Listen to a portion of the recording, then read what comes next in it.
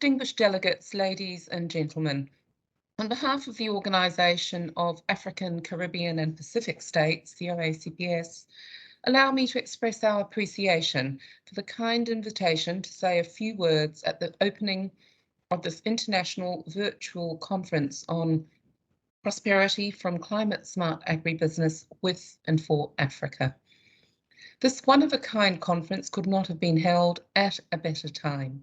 as Africa and its peoples seek solutions to build resilient societies in a warming world due to climate change. The African continent finds itself on the front lines of the impacts of climate change, and yet it, like its small island developing states siblings of the OACPS, have contributed almost nothing to global warming, contributing less than 3% of the world's total greenhouse gas emissions.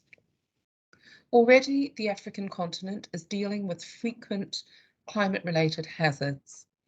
hotter weather,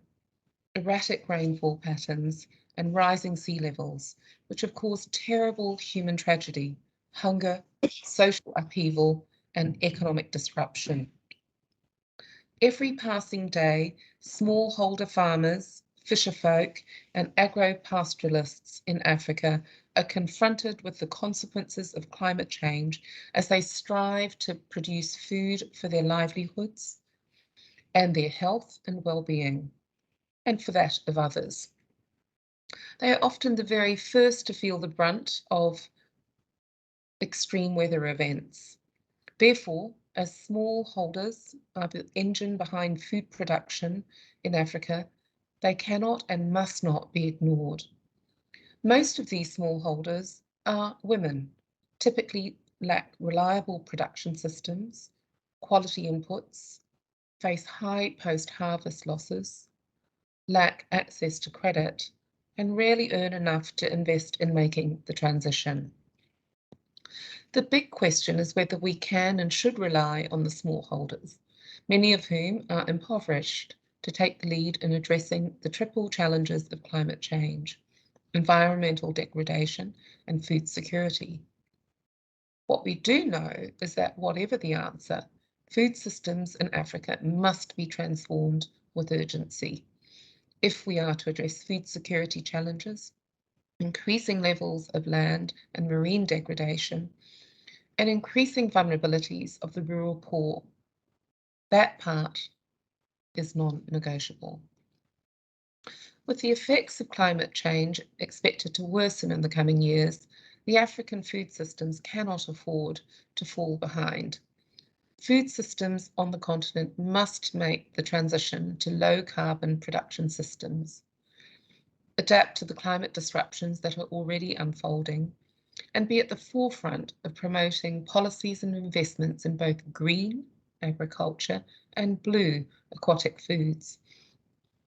to unleash a wave of economic opportunities, which in turn could make adaptation more manageable. Like countries everywhere, policymakers in Africa seek to embrace the inevitable transition to low-carbon production and pursuing economic programs to raise living standards of its majority rural poor, so as to urgently build resilience against climate shocks, and especially in countries that depend on rain-fed agriculture. This calls for investments in resilient rural infrastructure to support agriculture, climate-smart technologies in agriculture, digitalization, and supporting the policy environment. The solution lies in identifying climate-smart farming and fishing practices and techniques that can boost agricultural and aquatic food production, communicate relevant know-how to smallholders, support them as they transition, and create a policy environment that allows them to capitalize on this knowledge. Some communities in Africa and elsewhere in the world are already demonstrating that it is possible to adapt to climate change and improve livelihoods and living standards. For example, by using smart farming techniques such as drought-resistant seeds, intercropping, composting, crop diversification, piloting precision agriculture, and drone technologies,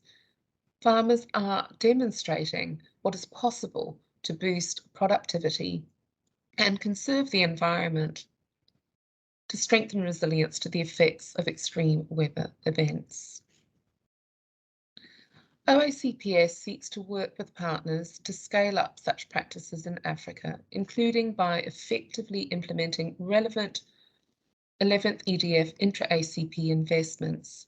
in agri-value chains and fish value chains, and by drawing lessons learned from other member states and regions of the OACPS.